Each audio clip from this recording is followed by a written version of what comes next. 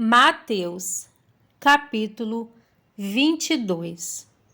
Jesus lhes falou novamente por parábolas, dizendo: O reino dos céus é como um rei que preparou um banquete de casamento para seu filho.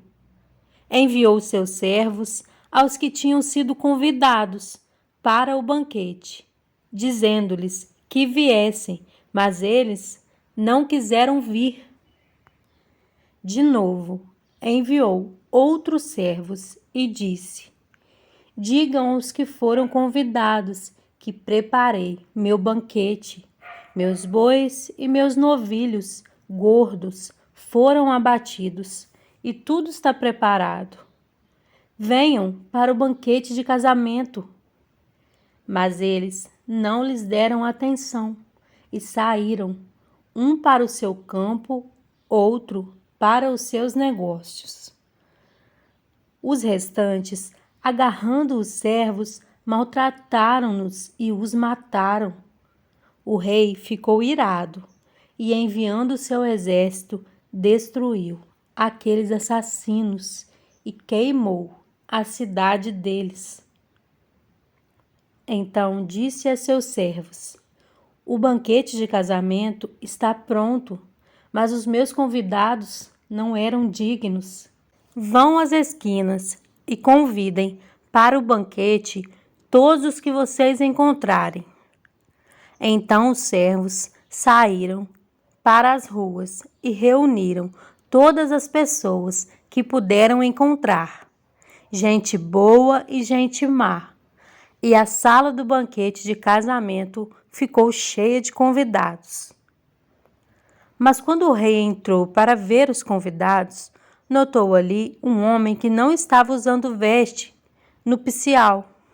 Amigo, como você entrou aqui sem veste nupcial? O homem emudeceu. Então o rei disse aos que serviam: Amarrem-lhe as mãos e os pés e lancem-no para fora, nas trevas. Ali haverá choro e ranger de dentes, pois muitos são chamados, mas poucos são escolhidos. Então os fariseus saíram e começaram a planejar um meio de enredá-lo em suas próprias palavras. Enviaram-lhe seus discípulos juntamente com os herodianos, que lhe disseram: Mestre, sabemos que és íntegro e que ensinas o caminho de Deus conforme a verdade. Tu não te deixas influenciar por ninguém, porque não te prendes à aparência dos homens. Dize-nos, pois, qual é a tua opinião? É certo pagar imposto a César ou não? Mas Jesus, percebendo a má intenção deles, perguntou: Hipócritas, por que vocês estão me pondo à prova? Mostrem-me a moeda usada para pagar o imposto. Eles lhe mostraram um denário. E ele lhes perguntou: De quem é esta imagem e esta inscrição? De César, responderam eles. E ele lhes disse: Então, deem a César o que é de César, e a Deus o que é de Deus. Ao ouvirem isso, eles ficaram admirados e, deixando-o, retiraram-se.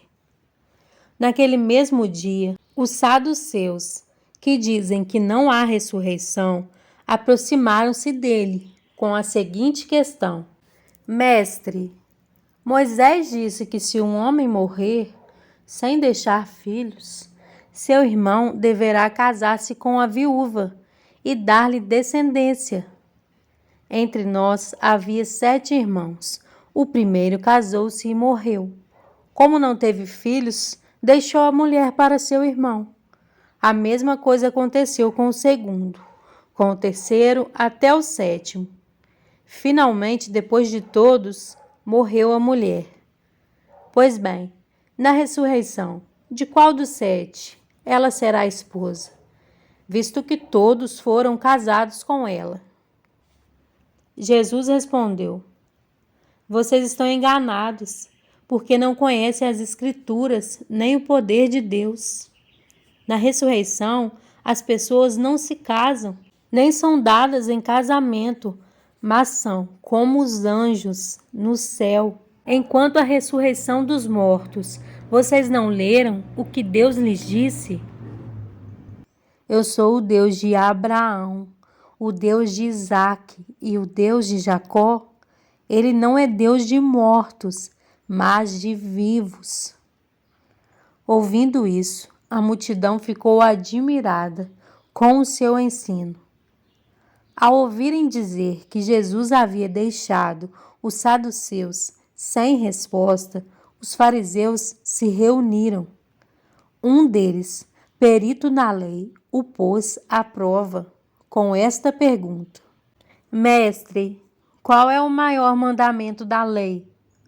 Respondeu Jesus: Ame o Senhor, o seu Deus, de todo o seu coração, de toda a sua alma e de todo o seu entendimento. Este é o primeiro e maior mandamento. E o segundo é semelhante a ele: ame o seu próximo como a si mesmo.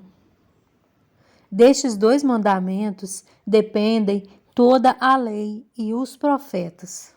Estando os fariseus reunidos, Jesus lhes perguntou: O que vocês pensam a respeito do Cristo? De quem ele é filho? É filho de Davi, responderam eles. Ele lhes disse: Então, como é que Davi, falando pelo Espírito, o chama Senhor?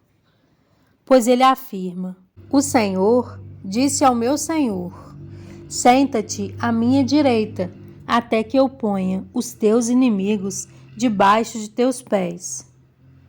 Se, pois, Davi o chama Senhor, como pode ser ele seu filho?